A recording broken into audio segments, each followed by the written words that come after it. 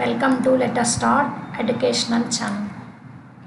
ప్రపంచంలోనే ప్రతిష్టాత్మకమైన అవార్డు అయినటువంటి నోబెల్ ప్రైజ్ అవార్డు ప్రకటన ప్రతి సంవత్సరం అక్టోబర్ నెలలో ప్రకటిస్తారు. ప్రతి సంవత్సరం అక్టోబర్ నెలలో ఆల్ఫ్రెడ్ నోబెల్ యొక్క విష్ ప్రకారము నోబెల్ ప్రైజ్ ప్రకటన అనేది జరుగుతుంది.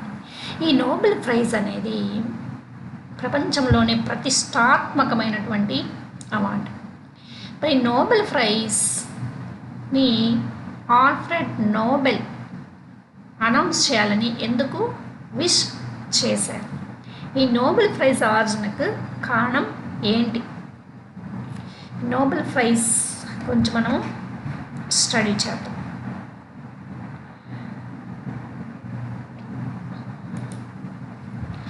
So,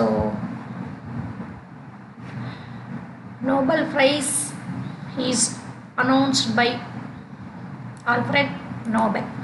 Alfred Nobel is an inventor. He invents nearly 350 new things. He invented nearly 350 new things. He is an entrepreneur. He invented new things and he started business on that. He is scientist.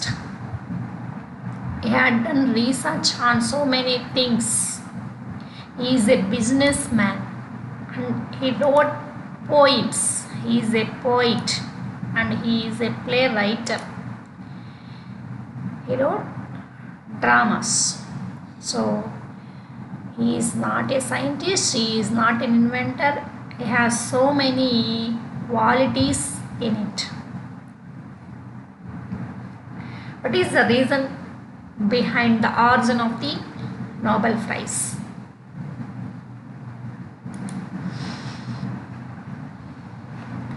Alfred Nobel was doing his chemical engineering in Paris. He met young scientist Sobrero and he had invented nitroglycerin, a highly explosive liquid, and it was considered too dangerous to be a practical use. Alfred Nobel యొక్క father ఒక chemist. అతను explosions గురించి అతను study చేసేవాడు. ఒక హిల్స్ని సేఫ్గా మనము ఎలా ఎక్స్ప్లోజన్ చేయాలి. సో తన తండ్రికి కూడా కెమిస్ట్ అవడం వల్ల ఈ ఆల్ఫ్రెడ్ నోబెల్ కూడా తను కూడా ఇలా ఎక్స్పెరిమెంట్ చేయాలి అని ఇంట్రెస్ట్గా ఉండేవాడు. సో ఇతను ప్యారిస్లో కెమికల్ ఇంజనీరింగ్ చేస్తున్నాడు. కెమికల్ ఇంజనీరింగ్ చేసేటప్పుడు అతను ఒక యంగ్ సైంటిస్ట్ని మీట్ అయ్యాడు. అతను వచ్చేసి ఎవరు? సోబ్రెరో. ఈ సోబ్రెరో వచ్చేసి నైట్రోగ్లిజరిన్ అనేటటువంటి ఒక ఎక్స్ప్లోజివ్ లిక్విడ్, హైలీ ఎక్స్ప్లోజివ్ లిక్విడ్ని ఇతను ఫైండ్ అవుట్ చేశాడు. ఈ లిక్విడ్ వచ్చేసి డేంజరస్. దాన్ని మనం యూజ్ చేస్తే ఎక్స్ప్లోజన్కి మనకి ప్రమాదాలు జరుగుతాయి. ఆస్తి నష్టం జరగచ్చు, ప్రాణ నష్టం జరగచ్చు. మనకి ఇన్నోవేషన్స్ ఏవైనా ఎప్పుడు కూడా మనకి హార్మ్ఫుల్గా ఉండకూడదు, మనకి హెల్ప్ చేసే విధంగా ఉండాలి. సో ఈ సోబ్రెరో ఏం చేశారో దాన్ని అంతటితో ఆపేశారు. కానీ మనకి హిస్టరీలోని తన తండ్రి కెమిస్ట్ అవడం వల్ల ఆల్ఫ్రెడ్ నోబెల్ ఏం చేశారు?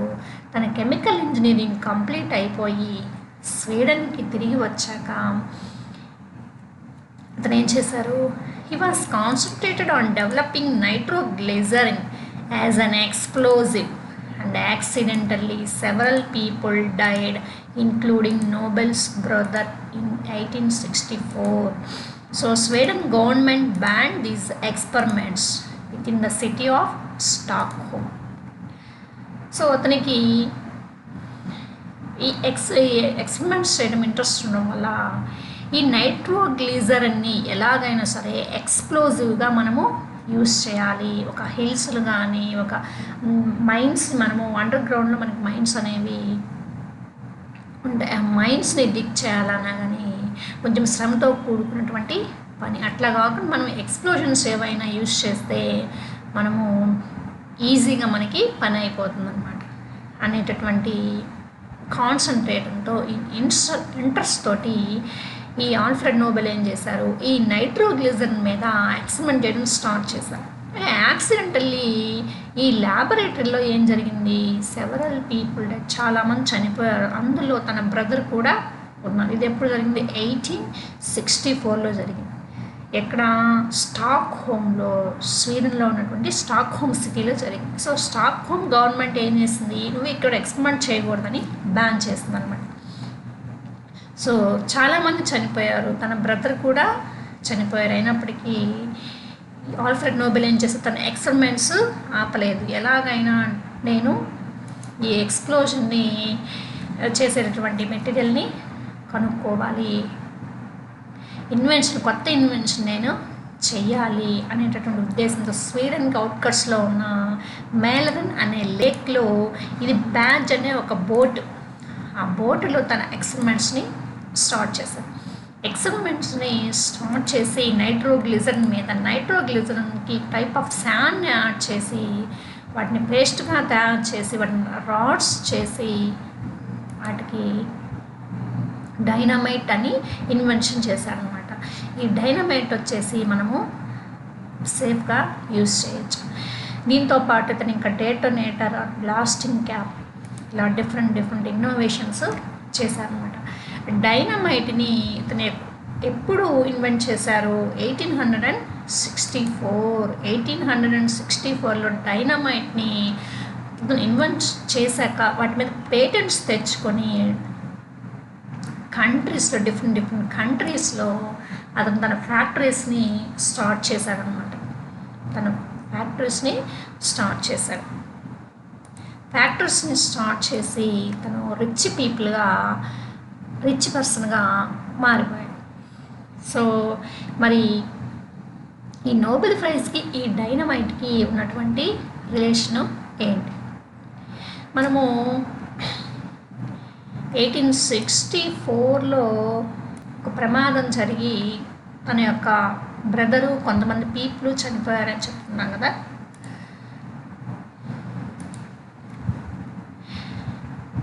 ఒక మార్నింగ్ 1888లో ఒకరోజు ఏం జరిగింది, he wake up and read he's own obituary.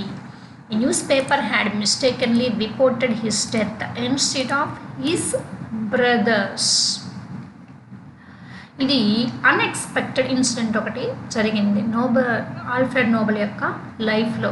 అది మనకి నోబెల్ ప్రైజ్ని అనౌన్స్ చేయడానికి కారణమైంది. ఏంటి ఆ incident, instead of his brothers death his name is announced. Instead of his brothers death Alfred nobles name is announced. The merchant of death is dead. The merchant of death is dead. మరణంతో వ్యాపారం చేసేటటువంటి వ్యక్తి చనిపోయారు. అతను అంత famous అయ్యారు, కొత్త inventions చేశారు. మనం సైంటిస్ట్ అంటున్నాం, ఎంటర్ప్రెన్యూర్ అంటున్నాం, బిజినెస్ మ్యాన్ అంటున్నాం, ఒక పొయిట్ అంటున్నాం, ఒక డ్రామా రైటర్ అని చెప్తున్నాం. మరి ఇంత గొప్ప వ్యక్తిని న్యూస్ పేపర్లో ఎలా రాశారు, the merchant of death is dead. ఇతను ఇన్వెన్షన్స్ చేసేటప్పుడు, డైనమైట్ని ఇన్వెంట్ చేసేటప్పుడు చాలామంది చనిపోయారు. ఇతను జనాలు చావులతోటి మాట్లాడుకుంటున్నాడు, డబ్బు సంపాదిస్తున్నాడు అని ఒక ఫేమస్ న్యూస్ పేపర్లో రాశారన్నమాట. అంటే ఏ వ్యక్తి కూడా తన మరణ వార్తని తను బ్రతికి ఉన్నప్పుడు వినడు. తను చనిపోయిన తర్వాత తనని కీర్తిస్తారా, లేకపోతే తనని అప్రతిష్టగా మాట్లాడతారా అని మనకి తెలియదన్నమాట. కానీ ఒక న్యూస్ పేపర్లో వచ్చినటువంటి ఒక మిస్టేక్ వల్ల తను బ్రతికి ఉండగానే తను మరణిస్తే తన్ని ఎలా ఫీల్ అవుతారు, మనుషులు హ్యూమన్స్ ఎలా ఫీల్ అవుతారు అని ఆ న్యూస్ పేపర్లో రాశారన్నమాట. మరి ఇతను ఇన్ని ఇన్నోవేషన్స్ చేశారు. ఇన్నోవేషన్స్ చేయడం వల్ల టెక్నాలజీ డెవలప్ అవుతుంది. టెక్నాలజీ డెవలప్ అవడం వల్ల మరి హ్యూమన్స్కే కదా అన్ని రకాలుగా హెల్ప్ అవుతుంది. తను ఇంత గొప్ప ఇన్వెన్షన్స్ చేశాడు. ఇప్పుడు డైనమైట్ని ఐడెంటిఫై చేశారు. డైనమైట్ని ఇన్వెంట్ చేసినప్పుడు మనము దాన్ని యూస్ చేసుకుంటున్నాం తప్పితే ప్రతిరోజు ఈ డైనమైట్ని ఈ ఆల్ఫ్రెడ్ నోబెల్ అనే అతను ఐడెంటిఫై చేశారు అని మనం ఏమన్నా అనుకుంటున్నామా? అనుకోండి, ఇంతటితో మర్చిపోతాం అన్నమాట. ఆ విషయాన్ని వాళ్ళు ఇన్వెంట్ చేసినప్పుడు మనకి న్యూస్లో వస్తుంది, ఆ తర్వాత మనము మర్చిపోతాం ఆ విషయాన్ని. అయితే ఆల్ఫ్రెడ్ నోబెల్ ఏం చేశారు? నేను ఇన్ని ఇన్వెన్షన్స్ చేశాను, ఇంత సంపాదించాను, అయినప్పటికీ కూడా నన్ను ఈ విధంగా ఫీల్ అవుతున్నారు అని అతను ఏం చేశారు? చనిపోకముందే తన యొక్క విల్లుని ఒక లెటర్లో రాశారనమాట. తన ఫ్రెండ్కి ఒక లెటర్లో రాశారు. Alfred died in San Remo in Italy in December 1896. His last will and testament, he wrote that much of his fortune was to be used to give prizes to those who have done their best for humanity in the field of physics, chemistry, physiology or medicine, literature and peace. So వీళ్ళు ఈ inventions, scientist inventions చేయడంలో వాళ్ళ లైఫ్స్ని sacrifice చేస్తారు, వాళ్ళ టైంని sacrifice అవుతుంది. Next వాళ్ళకి health issues అనేవి వస్తాయి. ఇన్ని ప్రాబ్లమ్స్ ఫేస్ చేస్తూ మనం కొత్త ఇన్వెన్షన్స్ చేసినప్పటికీ జనాలు వాళ్ళని గుర్తించట్లేదు అన్నమాట. సో అయితే 1896లో ఇటలీలో 10th డిసెంబర్ ఆల్ఫ్రెడ్ నోబెల్ చనిపోయారు. చనిపోతే అతను చనిపోకముందు ఒక లెటర్ని రాశారు తన ఫ్రెండ్కి. ఆ లెటర్లో తను ఏమని రాశారు? ఒక నిధిని ఏర్పాటు చేసి తన సంపాదించిన తన ఆస్తినంతలో ఒక నిధిని ఏర్పాటు చేసేసి దానికి వచ్చేటటువంటి ఇంట్రెస్ట్ని మనకి 5 పార్ట్స్ చేసేసేసి వాటిని హ్యుమానిటీస్ కోసం physics, chemistry, medicine, literature, peace ఎవరైతే వాళ్ళ లైఫ్స్ని సాక్రిఫైస్ చేసి కొత్త ఇన్వెన్షన్స్ చేస్తారో వాళ్ళకి ఈ మనీని ఒక ప్రైజ్గా ఇవ్వండి అని అతని యొక్క లాస్ట్ విష్ని అతను ఒక లెటర్లో రాశారన్నమాట.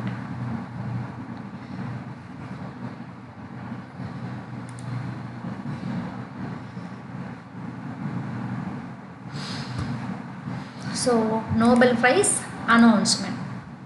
ఇతనికి he had not his own family, so his will was opposed by his relatives and questions by authorities in different countries.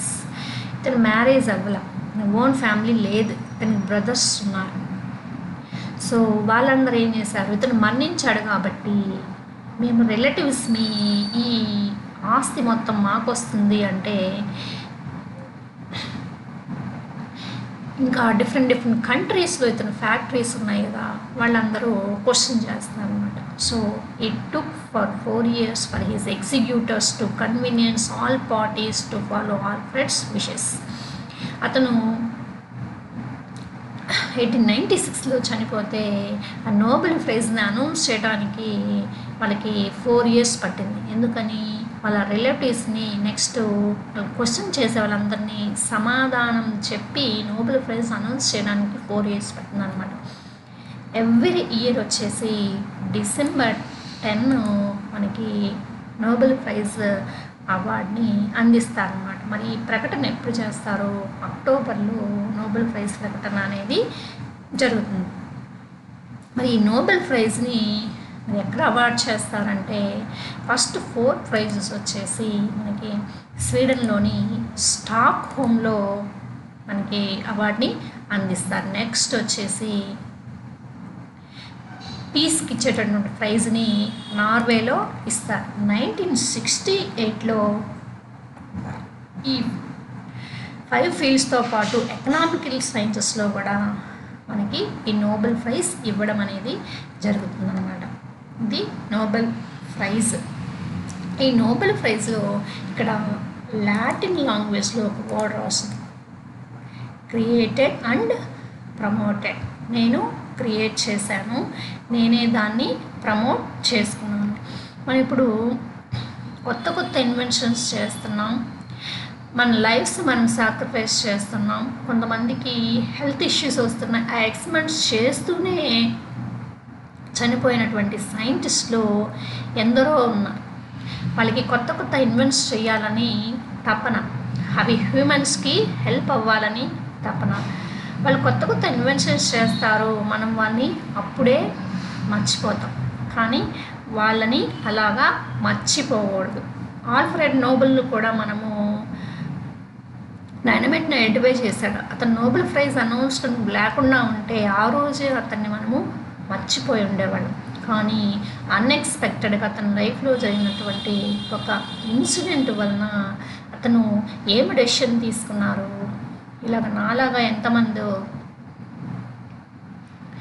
Experiments చేస్తూ ఉన్నారు పీస్ కోసము, ప్రపంచంలోని కంట్రీస్ మధ్య పీస్ కోసము వాళ్ళు ట్రై చేస్తున్నారు, లిటరేచర్ చేసేవాళ్ళు ఉన్నారు, ఇలాగ డిఫరెంట్ ఇన్నోవేషన్స్ చేసేవాళ్ళు ఉన్నారు.